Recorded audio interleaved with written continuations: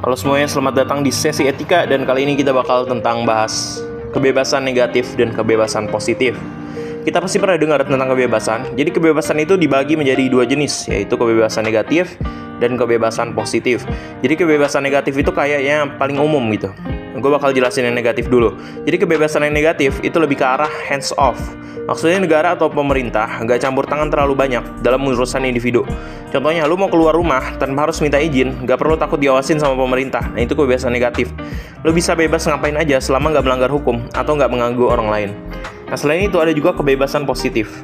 Nah, kebebasan positif ini agak beda dengan yang negatif ya. Ini lebih ke arah hands on, di mana pemerintah atau negara aktif terlibat dalam memberikan akses atau kesempatan kepada individu untuk mencapai kehidupan yang lebih baik.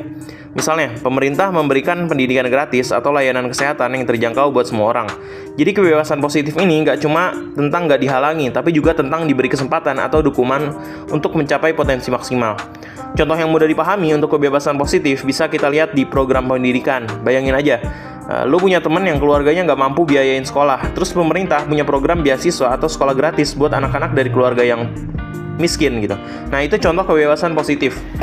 Karena pemerintah turut serta memberikan akses yang sama kepada semua orang untuk mendapatkan pendidikan tanpa harus terkendala oleh faktor ekonomi. Dengan begitu, anak-anak yang sebelumnya nggak punya akses ke pendidikan sekarang bisa berkesempatan untuk belajar dan meraih cita-cita mereka. Jadi intinya kebebasan negatif itu tentang nggak ada campur tangan yang berlebihan dari pemerintah dalam urusan individu. Sementara kebebasan positif itu lebih tentang pemerintahan aktif memberikan akses kesempatan pada masyarakat untuk mencapai kehidupan yang lebih baik. Dua-duanya penting untuk menjaga keseimbangan antara kebebasan individu dan kepentingan bersama dalam sebuah masyarakat.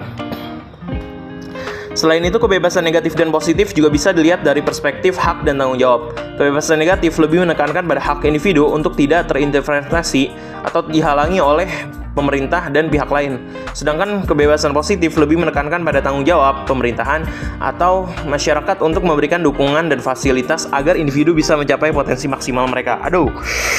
Sebagai contoh untuk kebebasan negatif, kita bisa lihat dalam konteks kebebasan berbicara.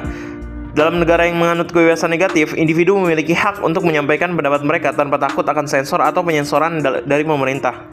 Contohnya, seorang aktivis bisa mengkritik kebijakan pemerintah tanpa harus khawatir akan ditindak atau dibungkam oleh pemerintah. Sementara itu, untuk kebebasan positif, kita bisa lihat dari program-program kesejahteraan sosial yang diberikan pemerintah kepada masyarakatnya.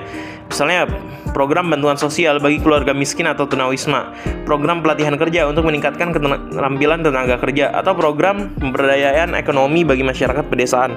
Semua ini adalah contoh bagaimana pemerintah bertanggung jawab untuk memberikan dukungan kepada warganya agar bisa meningkatkan kualitas hidup mereka.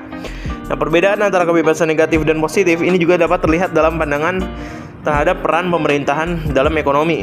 Penduduk kebebasan negatif akan cenderung menganjurkan agar pemerintah terlibat dalam ekonomi sebanyak mungkin. Dengan memberikan ruang yang luas bagi inisiatif swasta dan mengurangi regulasi yang berlebihan, di sisi lain